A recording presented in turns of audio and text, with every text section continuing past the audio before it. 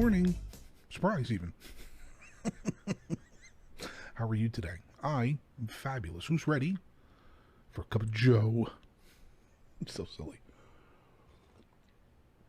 Man, I hope you had a good day yesterday and that you're going to have a good one today, and it's going to be a great weekend for you.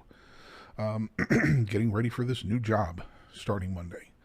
So I won't be doing much. Anyway, I wanted to do one more of these for now.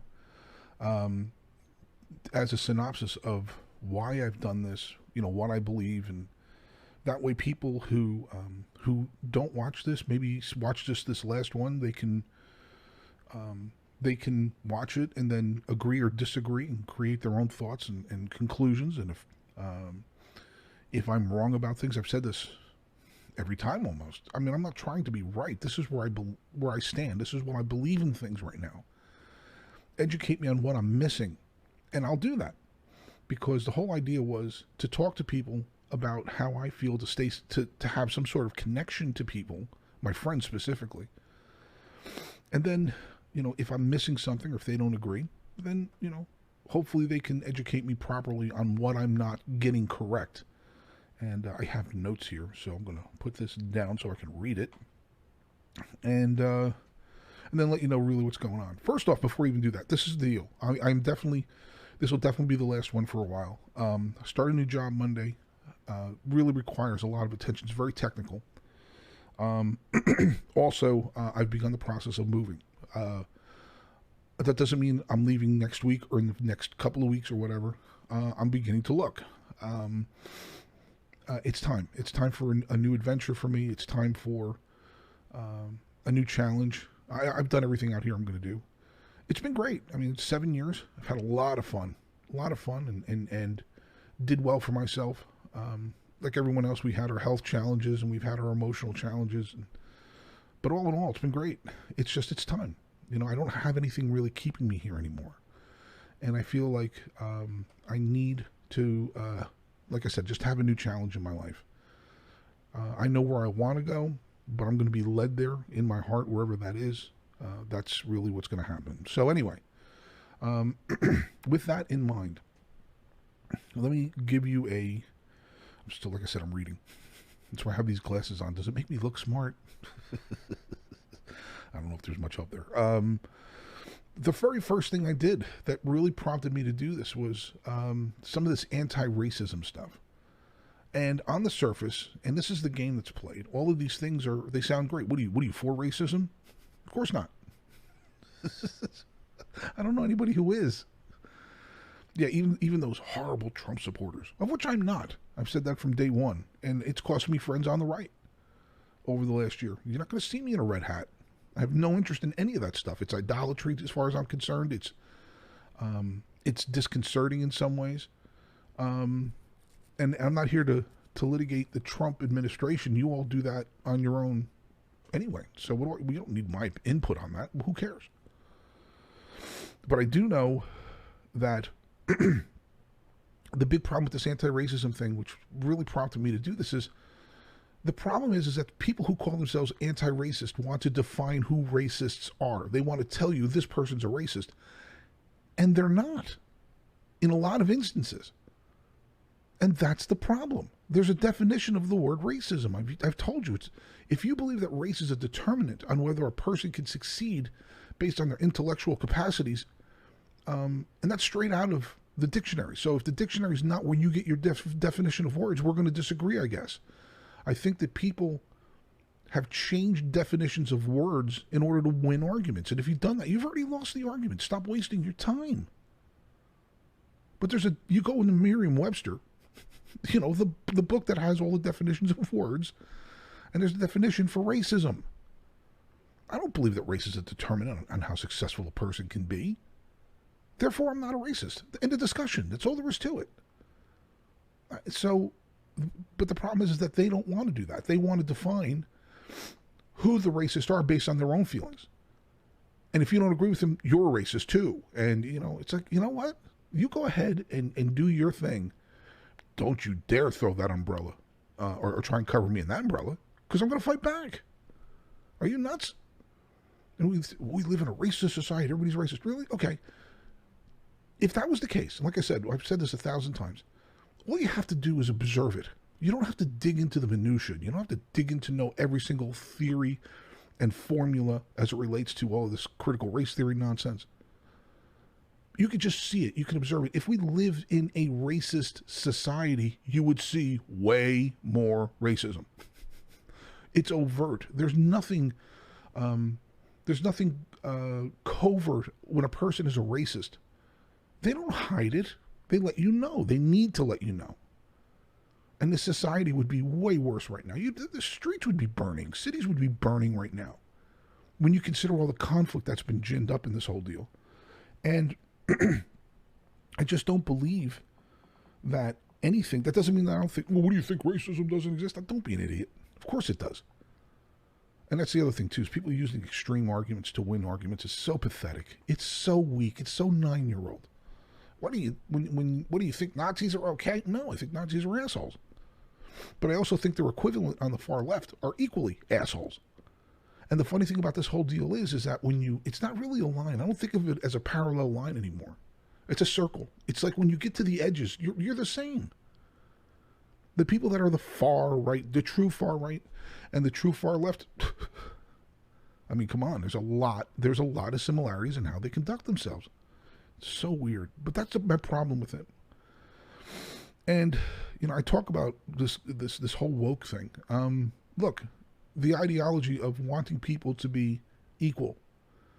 I've said this before 1,000 times. I believe that my theory on how to move forward is regardless of who you are, race, religion, gender, anything else, sexual, I don't even know what the phrase is anymore, sexual orientation. Regardless of all of those things, you should be able, with no barriers, to live your best life. That you should rise to whatever your talents, passions, and efforts allow you to. Nobody should give you anything, obviously.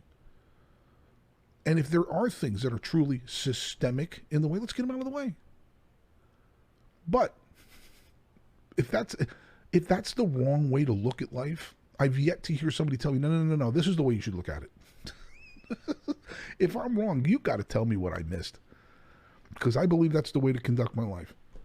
And when you're seeing people try to enforce their version of what they think the right thing to do is with force, by a bunch of people that are just standing around going, why are you trying to do this to me? I agree with you. There's more in play here. So that's why it's a religion too. It really is. It feels religious. It's so puritanical in nature, so punitive. And that's the biggest problem with this. There's no forgiveness in this religion. None. In the woke religion, there's no forgiveness. If you've made a mistake 20 years ago, if you said one thing out of context that was off color, that wasn't correct, forget about the body of work of your life the last 20 years. That doesn't matter. That one word, that one moment defines who you are, and we're going to destroy your life. Fuck you. Sorry, man. Go to hell. I'm sorry I say it that way, but it's the truth. You're not doing that to me. You're not going to do that to anybody that I know. I'm going to stand up for what I believe in. And what I believe is that everybody has flaws. Everybody makes mistakes. And to sit there and try and destroy a human being's life, right or left, because it's people on the left get this too. You've seen it, Chris Rock. I mean, just a bunch of people down the road. He made a joke about gay people 15 years ago. All right, he made a joke about gay people 15 years ago. Get over it. You think this guy's an evil human being? Are you kidding me? So his life has to be ruined, so he has to be canceled? Whatever. It's a religion where there's no forgiveness, and I don't ascribe to that theology. Let's put it that way. I believe that the body of work of a human's life defines who they are and their character, not their race, not what you see. What you see means nothing to me. Now, if it means something to you, knock yourself out. Stay out of my lane. Come on, man. Yeah, that's not the way to look at life. I have a very serious concern about giving people who lust for power more power. It's one of the reasons I'm definitely not a Democrat, although I voted Democrat plenty of times in the past. Because people who are in government have this inherent belief that they can make things better. And there's a level of narcissism to that. When unchecked, which it is now, for the most part, they run rampant and they do pretty heinous shit. The greatest example that I've seen over the last year or so is people in power who are telling other people things that they have to do. You're locked down, human. Stay in your house. Stay in your apartment. You can't go out. Oh, but I'll be having dinner with my friends tonight at some swanky restaurant. We've seen governors, mayors, people in the federal government have done this. I think maybe we forgot that our Speaker of the House decided to get her hair done in San Francisco when everybody else couldn't leave the apartment and leave their house. And then she makes some excuse. And then she tried to blame it on the hairdresser. What kind of scumbag do you have to be to do that? And why are you adhering to this? It's not cool. It is not cool at all. So I really, it makes my blood boil when I think about these people who are abusing their power and the media. I've said this before. The media, they're not watchdogs anymore. They're guard dogs. They're protecting these people. The media's job is not to protect a political party. It's their job to rigorously question every decision that's made. And they're not doing that. They're protecting this guy. And they're protecting these people. Why? What's the game here? I'm allowed to ask that question. And I'm going to keep asking that question. And if people have a problem with me asking that question, then guess what? You have a problem with me asking that question. And that's it. And if that you deem that as something that, well, I can't have this person in my life. He thinks that the media should actually do its job. If that's you, you have a wonderful life, man. Be well. I don't understand, but any it is a theology. It really is, this whole woke thing. But any ideology that at its core is built on hatred, it will implode, or it will consume others and destroy lives. Hate is poison. Hate is evil. Hate is bad. And if there's something being pushed based on envy and hatred, like Marxism, which literally says, I'm in class A, but the people in class B have more than I do. They're the reason I don't have anything. Therefore, I need to get people who will control the government to take from them to give to me and trust that they're going to give it to me. It never fucking works. People are people. There's a reason we're 1% human. We're 99% chimp. I've said that before too. We're going to regress into our tribalism and our base instincts for survival and control every time. And when you give people who have that kind of power, more power, who have this mentality, they're not kind about it. They're not benign. They're abusive. You're seeing it now.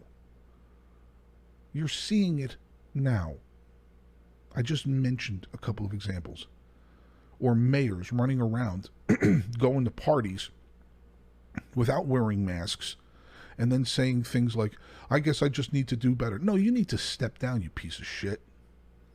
You're an abusive jerk. But for some reason, we protect these people. I don't know why. I don't know. I don't care what party they're in. Right or left. You show me somebody on the right doing this, I'll call them out too. I don't care. I told you, my paradigm is not right and left anymore. It's people in power and the rest of us. The rest of us includes all the races, all the political ideologies. Some of you all want to cede that kind of power to them. You knock yourself out. If you want to be kept on a leash, I'll buy you a collar. No one's putting a leash on me, ever. I don't know, man. But hate is poison, and any ideology that has at the bottom of it, in the core of it, just utter loathing and contempt for those who don't agree with you, it will consume you individually. Because hate is not nurturing. There's nothing good about it.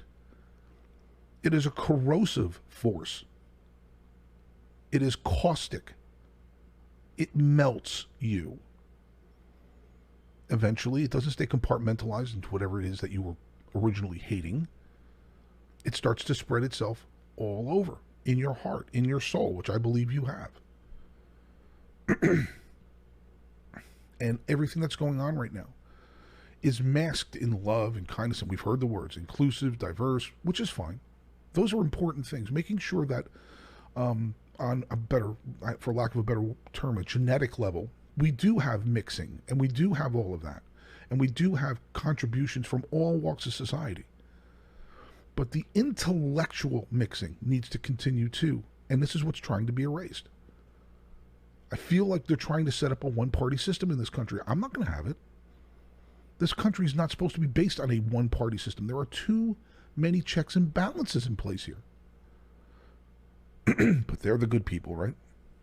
And if you don't agree, you're a bad person. Whatever, please. It's insanity. There's a new age coming. Talked about that in the next 25 years, and I wish it's so technical. It's a little scary to think about. But with the advent of quantum processing, with a new way to look at the existence in the universe in general, and understanding that as human beings, we see a tiny and experience a tiny, tiny, tiny fraction of existence itself. It's so small, but we think we know it all. We think this little pound of meat can process all of existence. It can't. It can't. But we're going to have a new level very soon. And I think that may be part of what's going on here. There's an upheaval coming in how we process the entire universe and our role in it. And we don't talk about it enough. What we talk about is people kneeling. I don't care if you kneel. Knock yourself out. You want to kneel during the national anthem? Kneel. I'm going to stand. Hope you're okay with that. Because if you're not, I've got you can have a big old cup of I don't give a shit. Would you like some ice with that? Anyway, I think this country has to endure. I think that this mentality of separate but equal, no chance. No chance of existing that way. There's no chance of it staying together. This is the greatest experiment in human governments ever. People, regardless of your race, religion, whatever, you're allowed to ascend to government and have power. We're not limited by race. We're not limited by an ideology that says you don't have rights. That your rights are inalienable, that they exist, that they don't come from people, that our existence is on another plane other than our flesh. And I really believe that. You may disagree, and you may say, well, we need to limit rights. Okay, you can limit all your rights all you want. You're not limiting mine. Don't even try. You know, the only reason we're not Australia right now is the Second Amendment. That's it.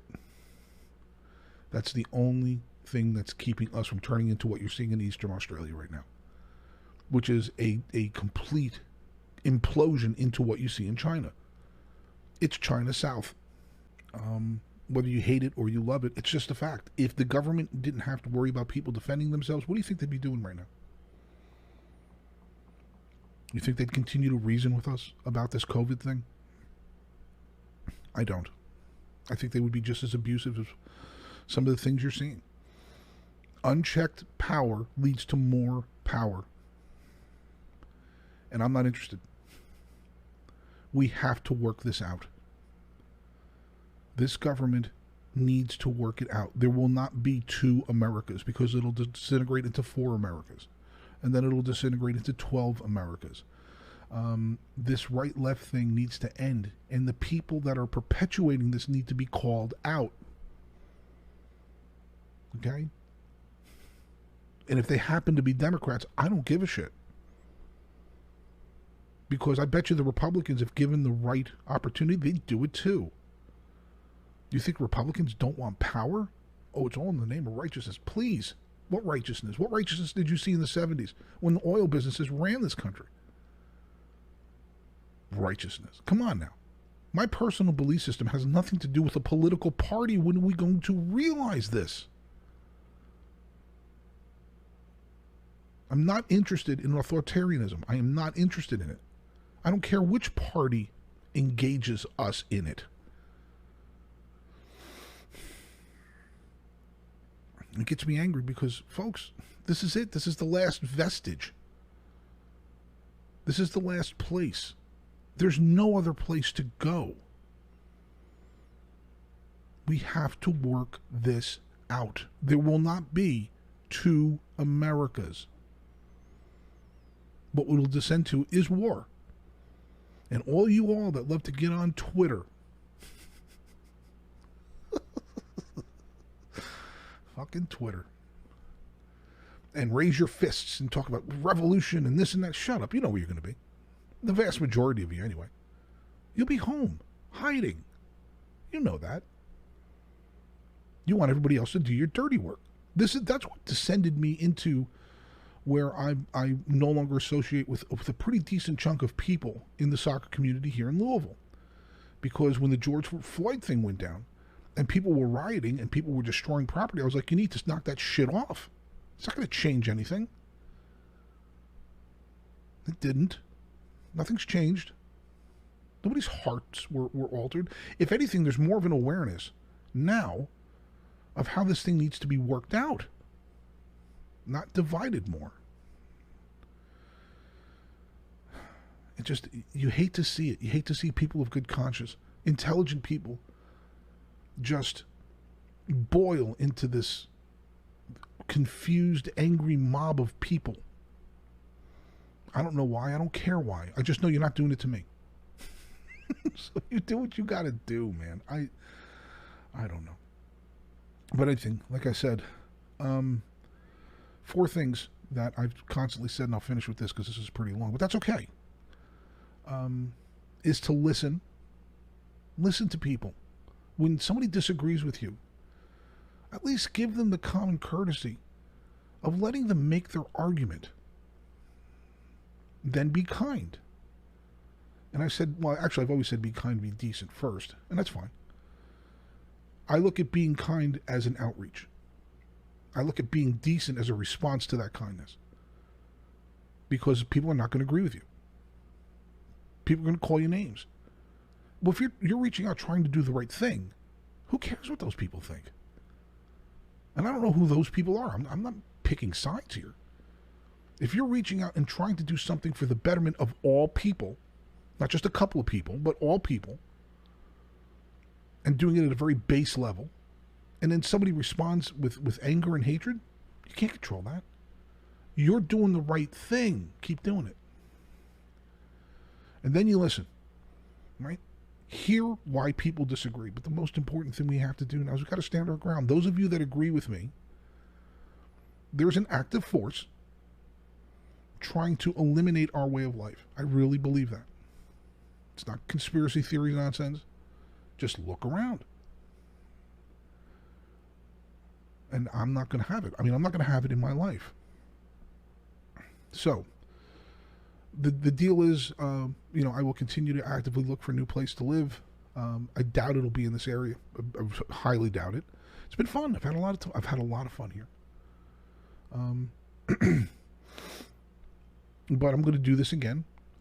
Once I get settled, once my job, I feel like I'm in a good lane with my new job. If I get into a good lane. Because the very last thing I want to say is I'm guided by my faith. That's who I am, man. If you've ever said, that Joe guy, pretty good dude, that's where it comes from. A lot of you experienced me as a faithless human being. I'm a much different person.